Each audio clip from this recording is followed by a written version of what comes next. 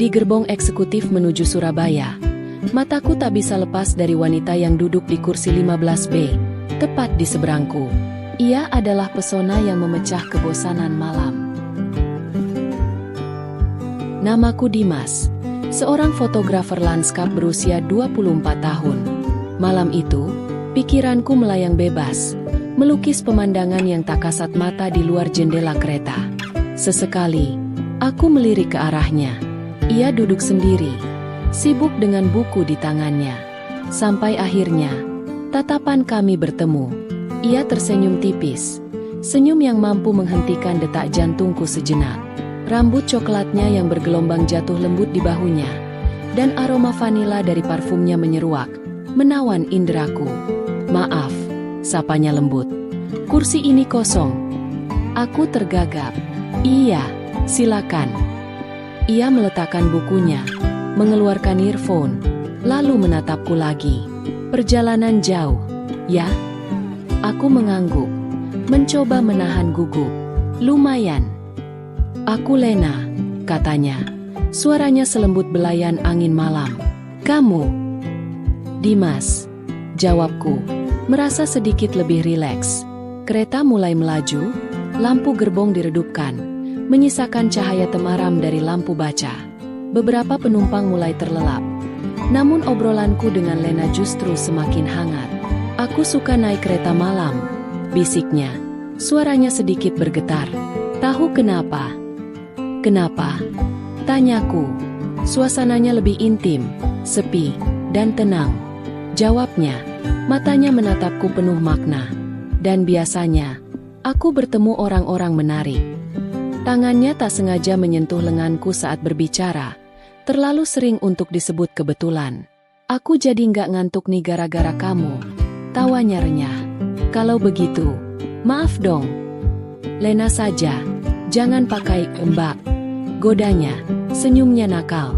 "Kamu tahu kenapa aku duduk di sini?" "Enggak, kebetulan mungkin." "Bukan," ia tersenyum. "Tadi aku memang sengaja.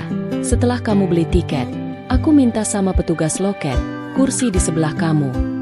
Pengakuan itu membuat suasana menjadi aneh. Namun Lena dengan cepat membuatnya terasa menyenangkan. Ada getaran tak terduga yang mengisi ruang di antara kami. Kereta melaju membelah kegelapan malam. Namun pikiranku melayang jauh. "Dimas," bisiknya tiba-tiba, mendekatkan wajahnya. "Boleh jujur?" "Tentu saja." Aku sebenarnya nggak nyaman kalau tidur sendiri dalam perjalanan malam begini. Rasanya lebih tenang kalau ada yang menemani. "Kamu bisa menemaniku, kan?" Aku menahan napas. "Menemani? Dalam artian bagaimana?" Ia tertawa kecil, lalu menyandarkan kepalanya di bahuku. "Kayak gini aja sudah cukup kok. Ternyata kamu hangat, ya?" bisiknya. Jantungku berdebar tak karuan. Bahunya menempel erat di bahuku. Aroma parfumnya semakin kuat. Tangannya bergerak perlahan menyentuh jemariku yang diam di pangkuan. Sebuah genggaman kecil, namun terasa begitu dalam, hangat, menenangkan, sekaligus menggoda. Beberapa menit kami hanya terdiam. Namun sentuhan itu berbicara lebih banyak dari 1000 kata. Ia tak mengalihkan kepalanya dari bahuku, meski matanya terpejam. Aku sempat ingin bertanya siapa dia sebenarnya, dan semua tentang dirinya. Namun, di tengah malam yang sepi, dalam gerbong yang berguncang pelan, aku memilih untuk menikmati momen ini. Aku belum menikah, namun entah mengapa, kadang aku kesepian, dan butuh bahu untuk bersandar. Aku tak menjawab, hanya membalas genggamannya lebih erat, karena aku tahu, malam ini bukan tentang asal-usul, bukan tentang masa lalu atau masa depan. Ini tentang dua orang asing yang duduk berdampingan dan merasa saling terhubung, bahkan hanya untuk semalam. Dan semalam itu terasa begitu panjang dan membuat hati bergejolak. Entah sejak kapan kepalanya begitu betah bersandar di bahuku. Aku bisa merasakan helaan napasnya yang lembut, kadang menyentuh leherku. Aku mencoba tenang, padahal tubuhku sedikit tegang. Suasana gerbong semakin hening. Hanya suara roda kereta bergesekan dengan rel dan dengung AC yang terdengar samar. Tiba-tiba, Lena menggeliat pelan, lalu mengangkat kepalanya. Maaf, ya, aku nyaman banget tadi, katanya lembut. Tidak apa-apa, jawabku sambil menoleh padanya. Detik berikutnya, pandanganku bertemu dengan matanya. Dekat sekali, sorotnya tenang, namun penuh sesuatu yang tak terkatakan. Jemarinya naik perlahan, membetulkan kerah kemejaku. Gerakannya kecil, namun terasa menggoda. Kamu dingin? Tanyanya, menatapku intens. Sedikit, jawabku. Lena tersenyum, lalu menarik selimut tipis dari tasnya, yang membuatku terkejut. Ia malah membuka selimut itu dan menawarkannya padaku. Bahkan menarik setengahnya untuk menutupi kami berdua. Daripada kedinginan, mending kita berbagi, katanya. Kini kami berdua duduk sangat dekat. Di balik selimut, tangannya masih menggenggam jemariku, membiarkannya tetap di sana. Diam-diam, kehangatan itu menyusup ke dadaku. Dimas, bisiknya tiba-tiba. Aku suka suasana seperti ini. Tenang, gelap, dan cuma kita berdua yang tahu apa yang terjadi. Aku menahan napas, dan entah kenapa, aku mulai merasa nyaman di dekatmu. Jarang sekali aku begini dengan orang yang baru ku kenal. Suasana makin menghangat, bukan karena udara, melainkan karena kedekatan yang tak biasa ini. Kami bukan sepasang kekasih. Kami bahkan belum bertukar nomor. Tapi rasanya, seperti sudah kenal lama, seperti dua jiwa yang saling membutuhkan. Tangannya kini menyentuh lenganku, mengusap pelan, seolah ingin mengenalku lebih jauh. Aku membiarkannya, bahkan merespons dengan membalas genggamannya lebih erat. Lena memejamkan mata, lalu menyandarkan kepala ke bahuku lagi. Kali ini bibirnya nyaris menyentuh leherku. Napasnya lembut dan hangat. Kamu wangi sekali. Aku suka, bisiknya, setengah menggodaku, setengah membuatku makin sulit bernapas. Aku tersenyum. Kamu juga. Kami diam, tapi diam yang penuh makna. Di balik selimut itu, kami berbagi kehangatan. Bukan sekadar karena udara malam yang dingin, tapi karena hati yang sama-sama butuh pelukan, walau sesaat. Di tengah laju kereta yang bergoyang pelan, begitu pula dengan kami. Lalu Lena berbisik lagi. Semoga malam ini bukan mimpi, ya? Aku tak bisa berkata-kata, hanya menoleh perlahan ke arahnya, dan ia pun membuka mata.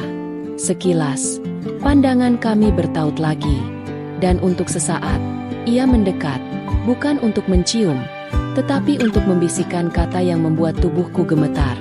Nanti kalau kamu turun di stasiun, jangan langsung pergi, ya, temani aku sebentar. Aku belum mau berpisah denganmu. Aku hanya mengangguk pelan. Di tengah dinginnya suasana dan sepinya kereta, tubuh kami makin dekat, dan napas kami saling terasa.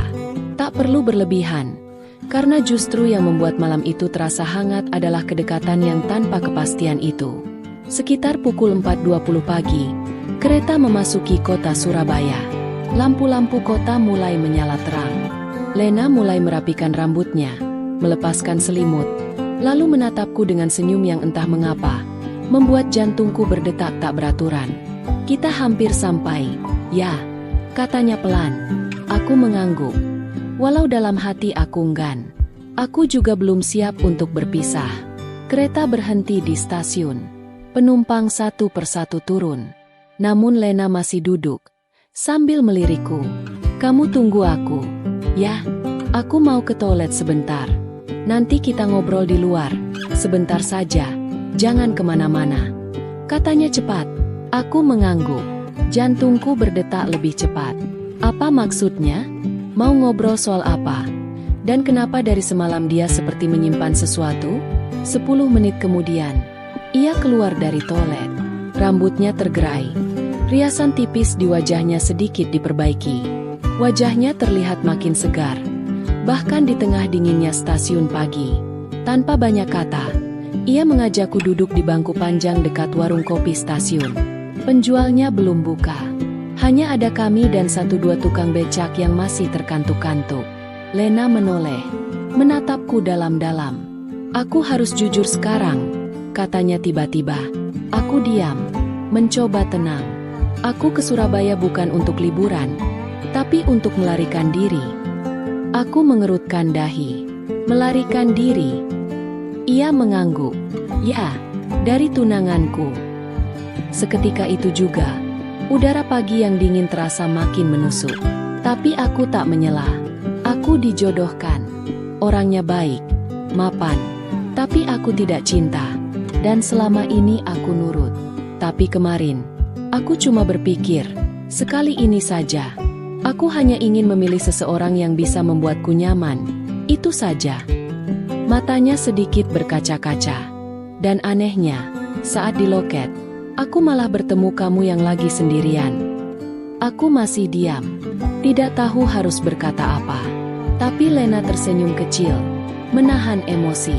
Kamu mungkin pikir aku gila, tapi semalam aku merasa tenang, hangat, dikenal. Meskipun kita cuma ngobrol di kursi sempit, di kereta yang melaju dalam gelap. Napasku tertahan, lalu bertanya pelan. Lalu, sekarang kamu mau kemana? Ia mengeluarkan ponselnya, membuka aplikasi, lalu menunjukkan sebuah titik di peta. Aku sewa sebuah homestay kecil di kawasan Trawas, dan aku sendirian. Aku memandangnya. Ada harap dalam tatapannya, semacam undangan untuk ikut dalam pelariannya, untuk menjadi satu-satunya orang yang dia percaya, saat seluruh dunia ingin dia menjadi orang lain. Aku akan ke sana sekarang, tapi kalau kamu mau ikut sarapan dulu di sana, aku akan senang sekali. Kita bisa ngobrol lebih bebas, tidak harus buru-buru, santai saja. Aku tidak langsung menjawab, tetapi hatiku tahu jawabannya sejak tadi malam. Sejak dia menyandarkan kepala di bahuku, sejak dia menggenggam tanganku dalam gelap. Ya, aku ikut, jawabku. Lena menatapku lekat, lalu tersenyum lega. Lalu dengan tenang, dia menggandeng tanganku, dan kami berjalan keluar stasiun bersama. Perjalanan ke Trawas hanya sekitar 1 jam. Namun, di dalam mobil sewaan itu, keheningan kembali menyelimuti kami. Bukan canggung, tetapi penuh getaran yang sulit dijelaskan. Lena duduk di sampingku, menatap keluar jendela sambil sesekali mencuri pandang ke arahku. Aku tahu, hatinya sedang ribut, mungkin sama seperti hatiku. Homestay tempatnya menginap ternyata sederhana tapi menawan. 2 lantai, dengan balkon kecil yang menghadap perbukitan hijau. Udara pagi menyapa kami dengan kabut tipis. Begitu masuk, Lena langsung membuka jaketnya dan meletakkannya di sofa. Anggap saja rumah sendiri. Ya, katanya. Aku mengangguk. Masih agak kikuk. Tapi saat dia tersenyum, kikuk itu menguap perlahan. Dia berjalan ke dapur, membuka kulkas, lalu menoleh ke arahku. Mau kopi atau teh? Kopi saja, deh, jawabku. Beberapa menit kemudian, kami duduk di teras depan, masing-masing dengan cangkir hangat di tangan. Dedaunan berembun, burung-burung mulai bernyanyi, dan kabut perlahan naik. Suasana begitu tenang, tetapi dalam diam itu, matanya tak berhenti memperhatikanku. Aku masih belum percaya kamu mau ikut ke sini, katanya tiba-tiba. Aku juga, jawabku jujur. Tapi ada sesuatu yang dari semalam bikin aku penasaran sama kamu. Penasaran? Katanya sambil mencondongkan tubuh sedikit ke depan. Tentang apa? Aku menatapnya. Tentang siapa kamu sebenarnya, dan kenapa kamu membuat aku merasa diperhatikan, bahkan saat kita belum saling kenal. Lena menghela napas pelan, lalu meletakkan cangkirnya di meja. Ia mendekat dan duduk lebih dekat dari sebelumnya. Dimas, aku sudah terlalu lama jadi perempuan yang baik, sopan, menahan diri, dan patuh. Katanya dengan suara pelan tapi penuh emosi. Semalam, saat duduk di sebelahmu, aku merasa bebas. Aku bisa jadi diriku sendiri. Tangannya menyentuh bahuku, lembut, perlahan, bukan menggoda, tapi seperti butuh tempat untuk bersandar. Matanya menatapku dalam. Kalau kamu pikir aku wanita aneh, mungkin aku memang sedang aneh hari ini. Tapi bukan untuk main-main. Aku cuma ingin merasakan rasanya dicintai dengan tulus, walau cuma sebentar. Aku menelan ludah. Tanganku naik, menyentuh pipinya yang halus, dan dia tidak menolak. Bahkan matanya menutup pelan, seperti menikmati sentuhan itu. "Lena," bisikku. "Aku tidak tahu ini semua akan berakhir seperti apa. Tapi aku di sini, bukan cuma karena penasaran." Dia membuka mata, lalu menatapku. Terus, "Karena apa?" "Karena kamu membuatku merasa dibutuhkan." Dia tersenyum, senyum yang lembut, dan sedikit gemetar. Dia bersandar di dadaku, memelukku. Bukan pelukan menggoda, tapi pelukan orang yang ingin merasa diterima. Dan aku memeluk balik, tanpa banyak tanya.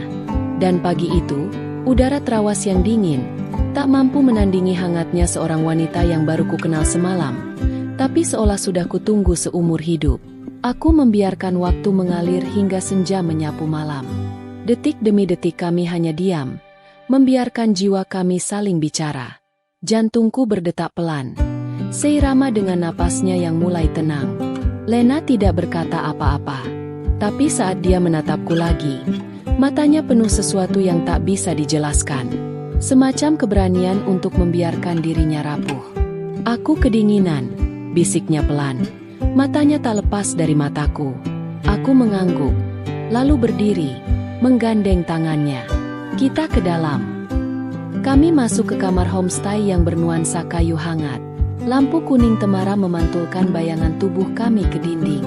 Hujan tipis di luar jendela menambah sunyi lembut, seperti sengaja diciptakan untuk membungkus malam itu. Lena berdiri membelakangiku. Aku hanya menatapnya, membiarkan semua terjadi dengan keheningan yang penuh arti.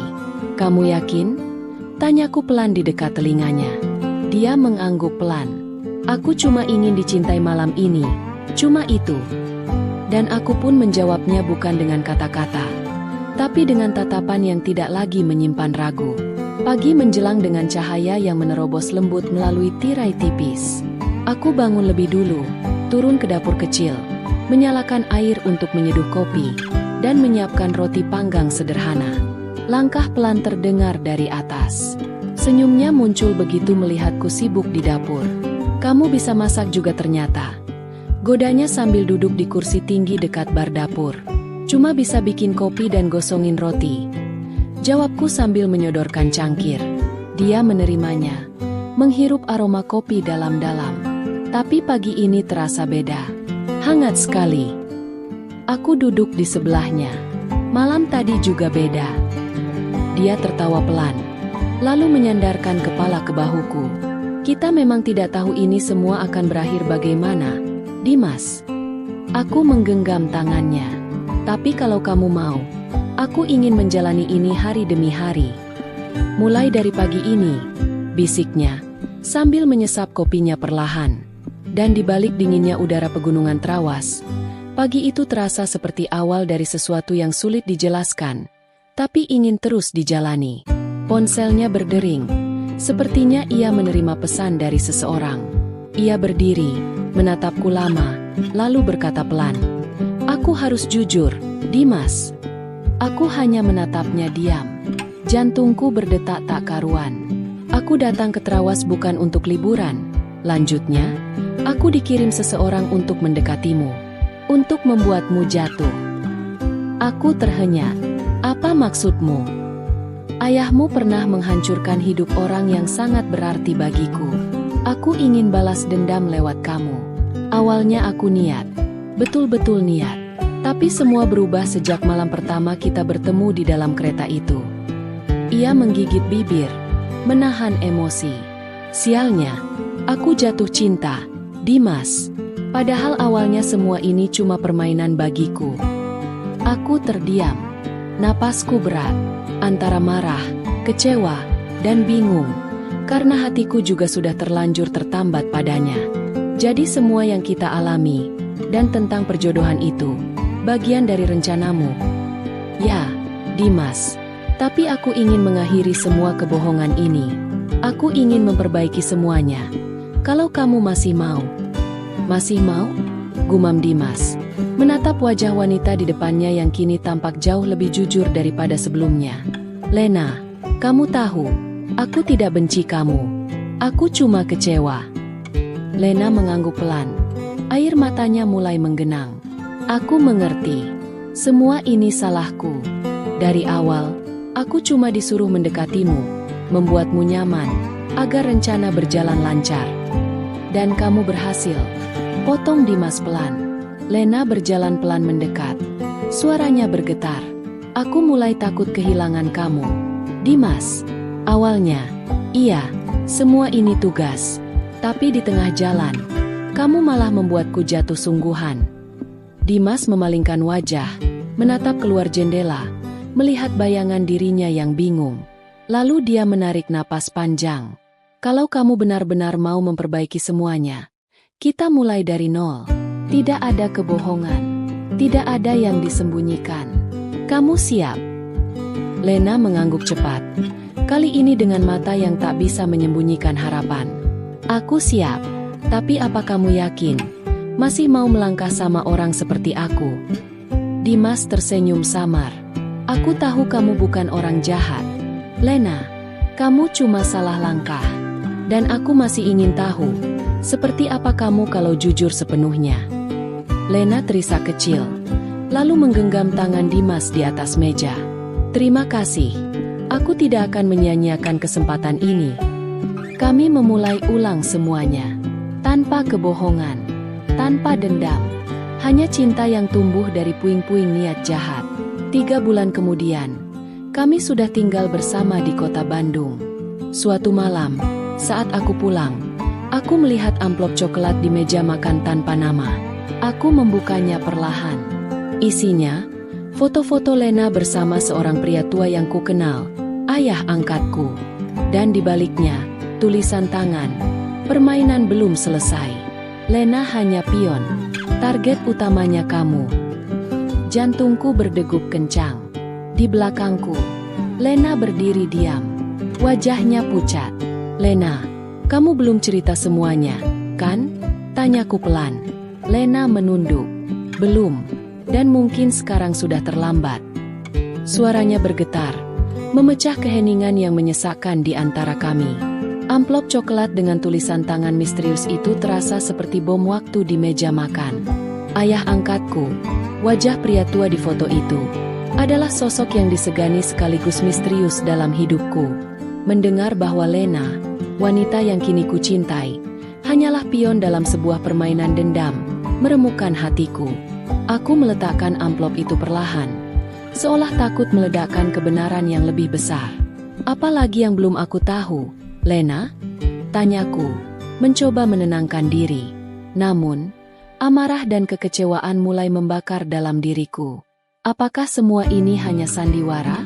Perjalanan di kereta, homestay di Trawas, semua kehangatan itu palsu. Lena mengangkat kepalanya. Matanya berkaca-kaca. Tidak, Dimas, perasaanku padamu tidak palsu. Awalnya, memang semua adalah bagian dari rencana mereka. Pria itu, dia adalah paman kandungku. Dia meyakinkanku bahwa ayahmu telah menghancurkan keluarganya, merebut segalanya dari mereka. Dia menjanjikan kehidupan yang lebih baik jika aku bisa membuatmu jatuh dan membalas dendam. Lalu, apa rencananya? Desakku. Nada suaraku lebih keras dari yang kuinginkan. Dia ingin aku mendapatkan akses ke semua rahasia keuangan ayahmu, dan kemudian menjebaknya dalam kasus korupsi besar yang akan menghancurkan reputasinya, bahkan mungkin membuatnya dipenjara. Lena menarik napas dalam. Aku tidak pernah berniat sejauh itu. Dimas, aku hanya ingin membalas dendam atas penderitaan keluargaku. Aku tertawa getir. Jadi, semua pengakuan di stasiun tentang tunangan dan perjodohan itu hanyalah tipuan untuk mendapatkan simpatiku. Tidak sepenuhnya. Lena menggeleng cepat. Tunangan itu memang ada. Paman menjodohkanku dengan putranya, sepupuku sendiri, untuk memperkuat aliansi mereka. Aku memang tidak mencintainya. Dan saat itu, bertemu denganmu di kereta adalah momen di mana aku merasakan kebebasan yang belum pernah kurasakan. Rasanya, aku ingin lepas dari semua rencana itu. Air mata mulai menetes di pipinya. Aku tahu aku salah. Aku sangat menyesal. Dimas, aku ingin menghentikan ini semua. Aku tidak bisa melanjutkan kebohongan ini lagi. Aku menatapnya. Rasa sakit bercampur dengan kebingungan. Bagaimana mungkin seseorang yang begitu tulus di mataku bisa menyembunyikan rencana sekelam ini? Kenapa baru sekarang kamu bicara? Karena aku sudah mencintaimu, Dimas. Lena berbisik, mendekatiku dan mencoba meraih tanganku. Aku mundur selangkah, menolak sentuhannya. Aku takut kehilanganmu, tapi aku tidak bisa lagi hidup dengan kebohongan ini. Paman terus mendesakku, mengancam keluargaku jika aku tidak melaksanakannya. Amplop itu mungkin dia yang mengirimnya, untuk memaksaku bertindak lebih cepat. Aku menunduk, mencerna semua informasi ini. Ayah angkatku, pria yang membesarkanku dengan penuh kasih sayang, rupanya memiliki musuh yang sedalam ini. Dan aku, tanpa sadar, menjadi target balas dendam mereka. Kita harus berhati-hati, Lena, kataku akhirnya, tanpa menatapnya. Jika pamanmu seberani itu mengirimkan amplop ini, dia tidak akan berhenti begitu saja. Lena mendekat lagi. Kali ini aku membiarkannya. Ia memelukku erat, seolah mencari perlindungan. Aku akan membantumu, Dimas. Aku akan ceritakan semua yang aku tahu tentang rencana paman. Hari-hari berikutnya terasa seperti berjalan di atas pecahan kaca. Lena menceritakan semua detail rencana pamannya, nama-nama yang terlibat, dan strategi yang akan mereka gunakan. Aku merekam setiap informasi, berusaha menemukan celah, mencari cara untuk melindungi ayah angkatku dan diriku sendiri. Rasa kecewa pada Lena masih ada, namun ketulusannya dalam ingin memperbaiki semuanya sedikit demi sedikit melunturkan amarahku. Kami bekerja sama, menyusun strategi balasan, mencari bukti-bukti untuk membongkar kejahatan pamannya sebelum dia sempat menghancurkan hidup ayah angkatku. Di tengah perjuangan ini, ikatan kami semakin kuat. Cinta yang tumbuh dari kebohongan dan dendam itu, kini berjuang untuk bertahan di atas kejujuran dan kepercayaan yang baru. Kami tahu jalan di depan tidak akan mudah, namun kami berjanji untuk menghadapinya bersama. Suatu malam, saat kami sedang menyusun strategi, ponsel Lena berdering. Nama pamannya terpampang di layar. Lena menatapku, ragu. Aku mengangguk. Angkat, bisikku. Lena mengangkat telepon. Suaranya tegang. Pamannya terdengar mengancam, menuntut Lena untuk segera menyelesaikan misinya. Lena mencoba beralasan, mencari waktu. Namun, suara di seberang sana semakin meninggi. Tiba-tiba, Lena menjatuhkan ponselnya. Wajahnya pucat pasi. Ada apa? Tanyaku cemas. Dia tahu, Dimas, bisik Lena. Matanya melotot ketakutan. Dia tahu kita sudah tahu. Dia mengancam akan melakukan sesuatu pada ayahmu dan seluruh keluargaku jika aku tidak segera melakukannya besok pagi. Jantungku mencelos. Permainan ini baru saja berubah menjadi sangat serius. Kami tidak punya banyak waktu. Ancaman itu terasa nyata, dingin, dan mematikan. Malam itu, di kota Bandung yang dingin, kami menyadari bahwa kami tidak hanya berjuang untuk cinta kami, tetapi juga untuk kebenaran dan keselamatan orang-orang yang kami sayangi. Ini adalah pertaruhan terbesar dalam hidup kami, dan kami harus menang. Nasihat pembelajaran. Kebenaran, walau pahit, adalah satu-satunya jalan menuju pembebasan, meski seringkali membuka kotak Pandora yang lebih besar. Namun, dengan keberanian dan kepercayaan, bahkan dari puing kehancuran, di sebuah desa kecil yang damai, hiduplah seorang gadis muda bernama Alia. Baru beberapa bulan lalu ia menyelesaikan pendidikan di bidang tata busana. Namun alih-alih fokus mencari pekerjaan, Alia justru seringkali menjadi bahan perdebatan dengan ibunya. Alasannya tak lain adalah kedekatannya dengan Rio, seorang pemuda dari lingkungan sekitar yang dianggap kurang memiliki arah. Alia, dengan paras menawan, kulit bersih eksotis, dan bentuk tubuh yang kerap membuat iri teman-temannya, merasa tak ada yang salah dengan keinginan untuk menjalin kasih. Rio pun sering memuji kecantikannya, menyebutnya berbeda dari gadis-gadis lain di kampung mereka. Namun, bagi sang ibu, semua pujian itu tak berarti jika hanya mendatangkan gunjingan. Oleh karena itu, Ibu memutuskan bahwa Alia harus pindah ke kota, tinggal bersama kakak perempuannya, Kak Tiara, yang sudah 5 tahun bekerja di sebuah pabrik. Harapannya, di kota Alia bisa menjadi lebih mandiri dan terhindar dari pengaruh lingkungan kampung yang kurang sehat. Alia pun tak punya pilihan selain menyetujui keputusan tersebut. Kak Tiara tinggal di sebuah rumah mungil di kompleks perumahan bersubsidi bersama suaminya, Bram.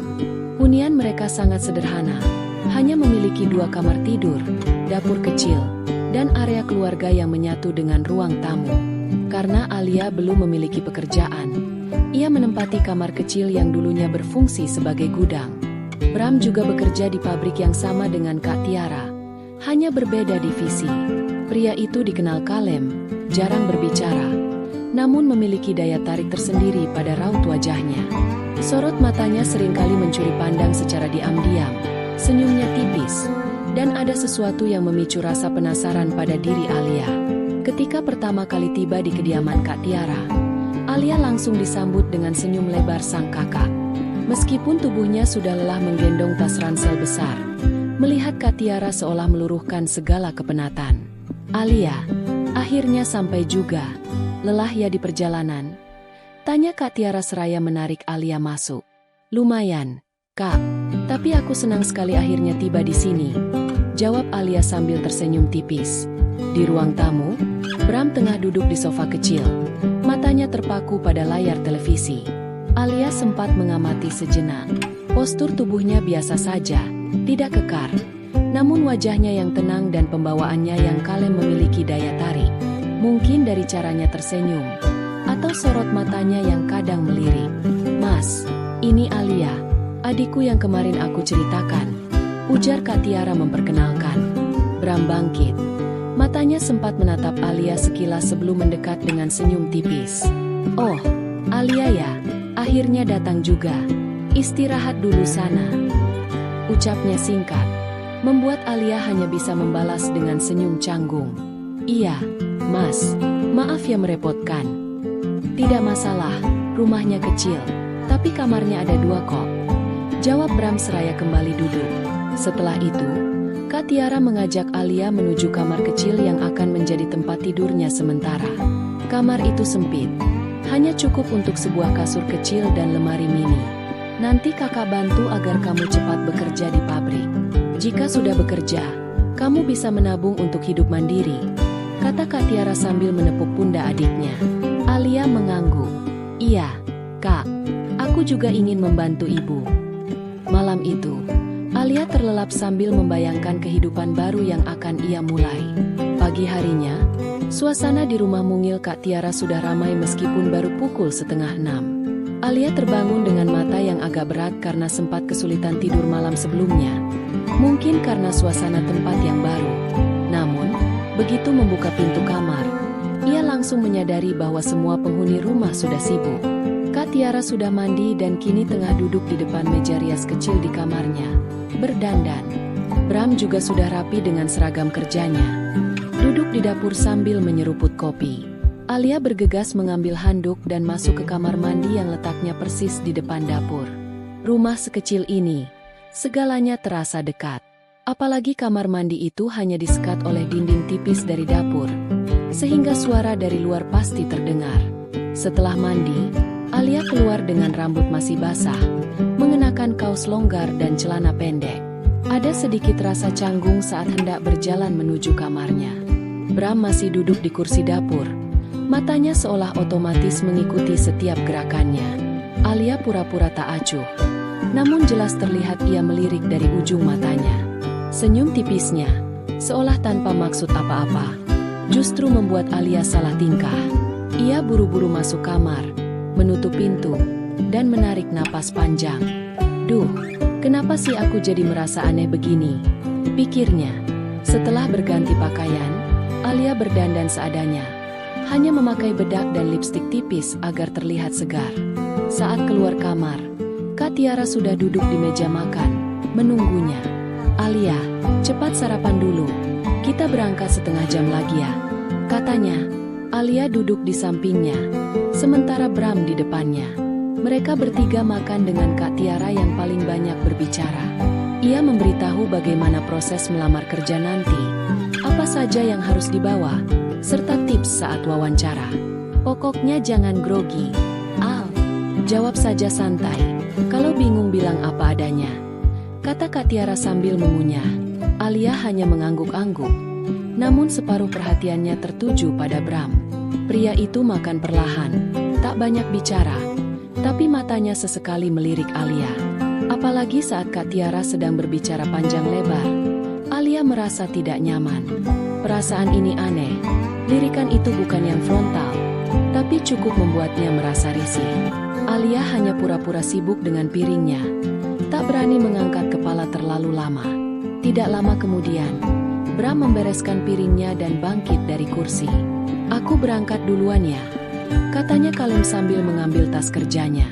"Iya, Mas, hati-hati," jawab Kak Tiara sambil melirik sebentar, lalu kembali berbicara pada Alia. Alia hanya mengangguk kecil, tak berani menatap ke arah Bram.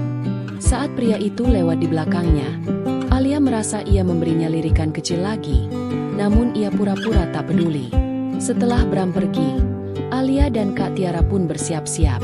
Mereka berangkat bersama naik motor Kak Tiara menuju pabrik, tempat Alia akan mencoba melamar kerja.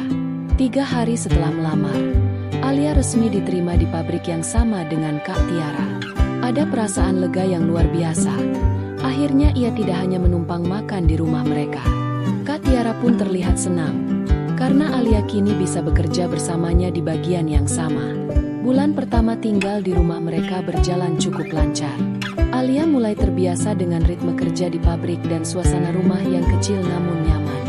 Kak Tiara sangat perhatian, selalu menanyakan bagaimana hari-harinya di pabrik. Namun ada satu hal yang membuat Alia merasa aneh. Bram sebenarnya tidak banyak bicara, apalagi padanya jika ada Kak Tiara. Ia lebih sering diam atau hanya sesekali menimpali percakapan mereka. Tapi Alia seringkali merasa Bram memperhatikannya, terutama jika Kak Tiara sedang tidak sadar.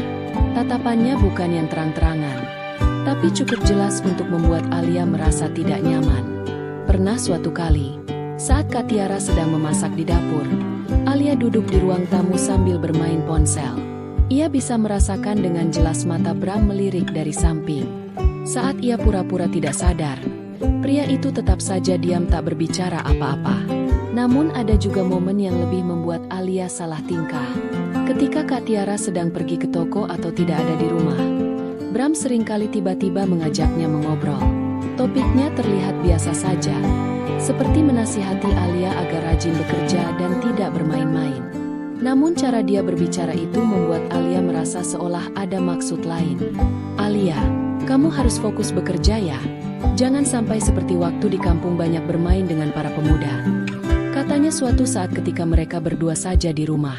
Alia hanya bisa tersenyum. "Iya, Kak, aku mengerti.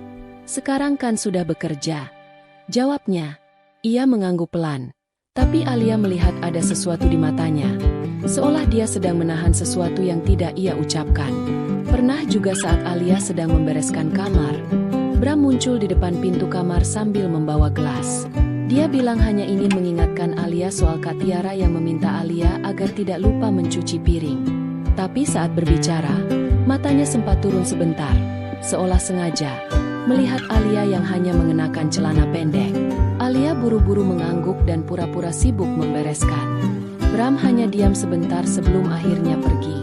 Semua hal kecil itu membuat Alia gelisah.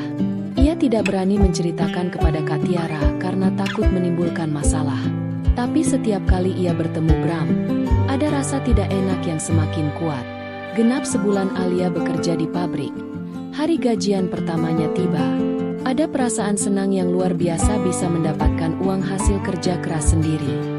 Setelah pulang, ia langsung mengajak Kak Tiara makan malam di warung bakso dekat rumah untuk merayakannya. Namun di balik kebahagiaan itu, ada satu hal baru yang mulai membuat Alia bingung. Ridho. Ridho adalah teman kerja satu bagian dengannya. Seorang pria yang santai, sering bercanda, namun tidak berlebihan. Ridho ini mulai mendekati Alia beberapa hari terakhir.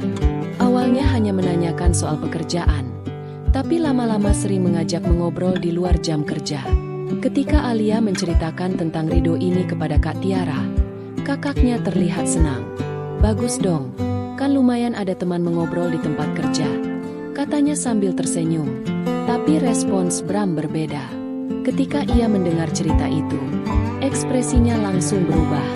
Ia tidak banyak bicara, hanya menatap Alia sebentar, lalu melirik ke Kak Tiara.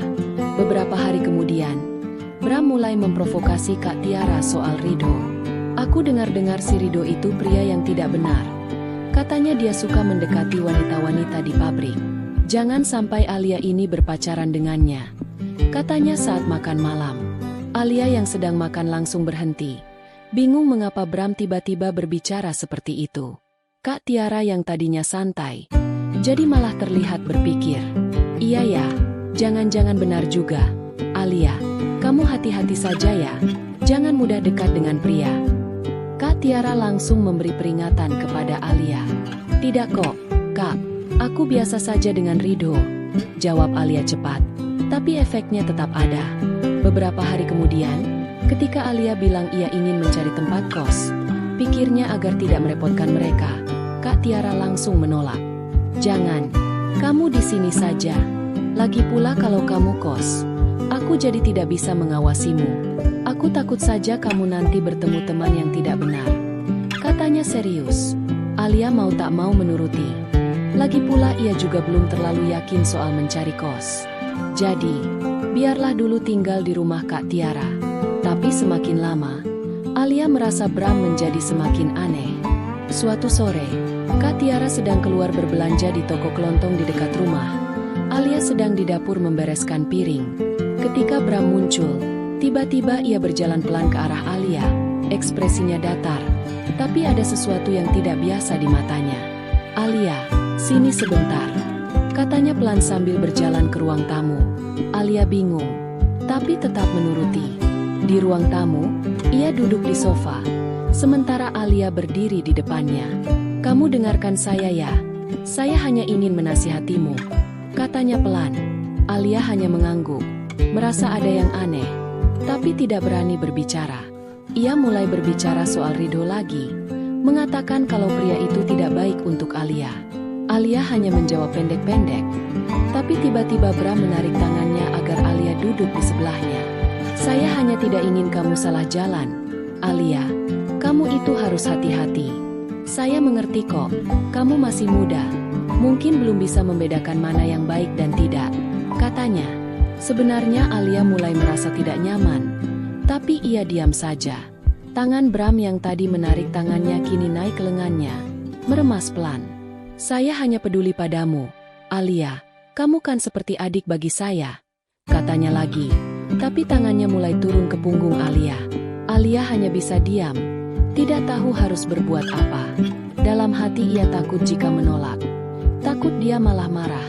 Jadi ia biarkan saja, berharap dia berhenti sendiri. Beberapa detik kemudian, ia mendengar suara motor Kak Tiara masuk ke halaman. Alia langsung menarik diri perlahan dan pura-pura sibuk membereskan sesuatu di meja. Bram juga langsung berdiri dan kembali ke kamar, seolah tidak terjadi apa-apa. Tapi sejak kejadian itu, Alia semakin bingung dengan sikap Bram. Di depan Kak Tiara, ia tetap terlihat biasa saja, tapi setiap kali mereka berdua, Alia bisa merasakan ada yang tidak beres.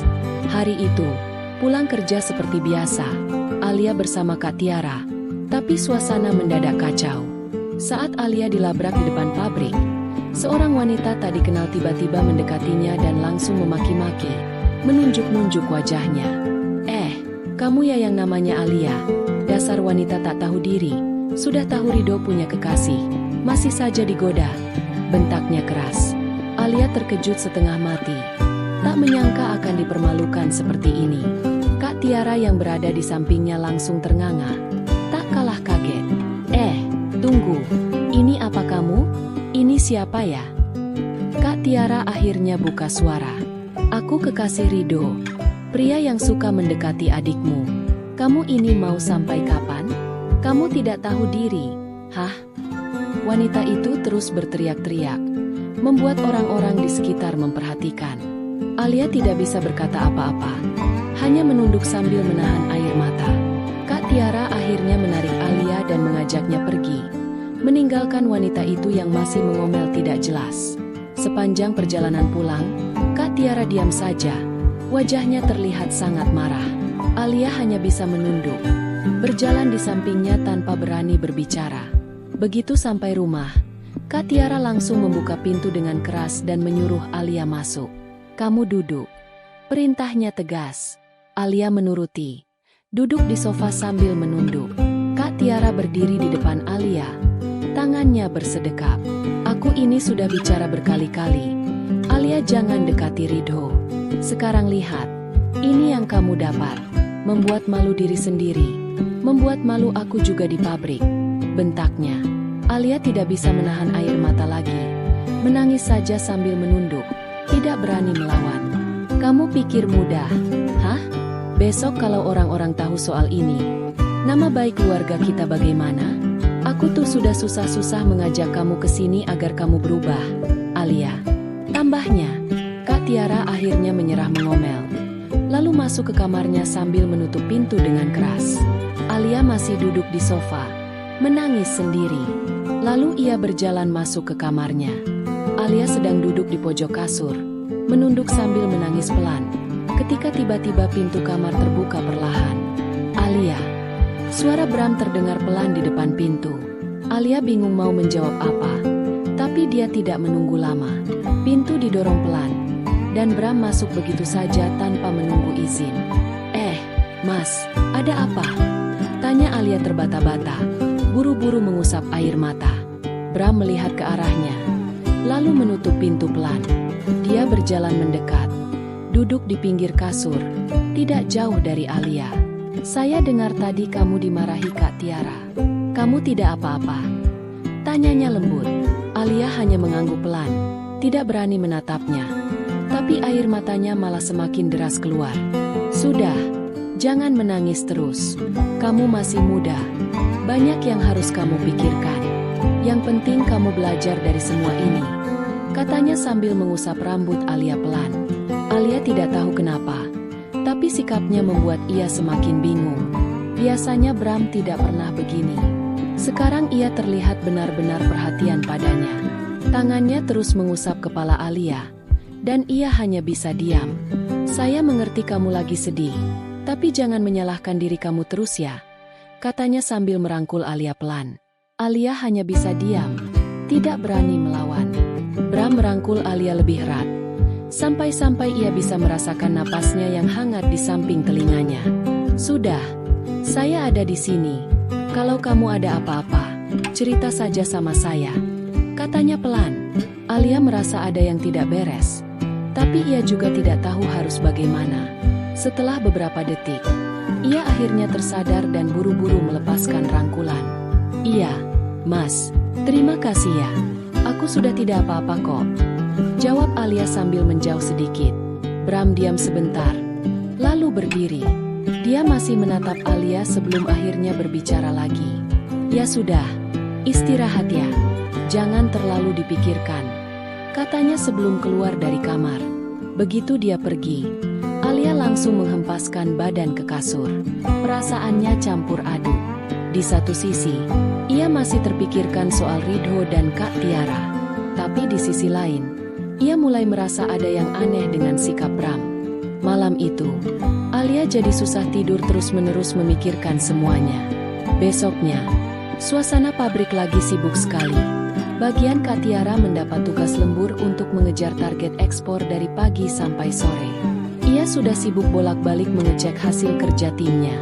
Sementara Alia yang tidak kena jadwal lembur, bekerja seperti biasa dan pulang tepat waktu. "Alia, kamu pulang dulu saja sama Bram ya. Kakak belum tahu selesai jam berapa. Masih banyak yang harus diselesaikan," kata Kak Tiara sambil mengelap keringat di keningnya. "Iya, Kak, hati-hati lemburnya ya," jawab Alia sambil membereskan tas. Bram, yang ternyata juga tidak lembur, sudah menunggu di depan gerbang pabrik. Alia berjalan bersamanya ke parkiran motor. Tidak banyak mengobrol. Suasana jalan pulang agak sepi dan ia hanya duduk diam di boncengan motor Bram. Sampai di rumah, Alia langsung masuk kamar untuk berganti baju. Rasanya lelah sekali setelah seharian bekerja. Bram juga hanya bilang mau duduk di ruang tamu sambil menonton TV. Setelah berganti baju, Alia ke dapur untuk mencari minum. Bram terlihat sedang duduk santai di sofa, tapi matanya mengikuti Alia waktu ia lewat di depannya. Alia jadi agak risih, tapi pura-pura tidak tahu saja. "Alia, sini dulu." Tiba-tiba ia memanggil. Saat Alia baru saja mau kembali ke kamar, ia berhenti di pintu dapur, melihat ke arahnya.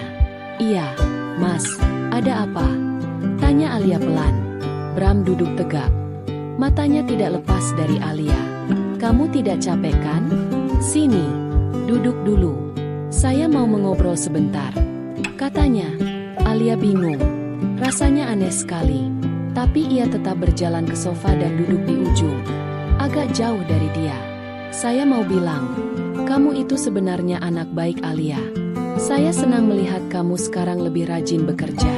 Kak Tiara juga pasti bangga," katanya sambil tersenyum tipis.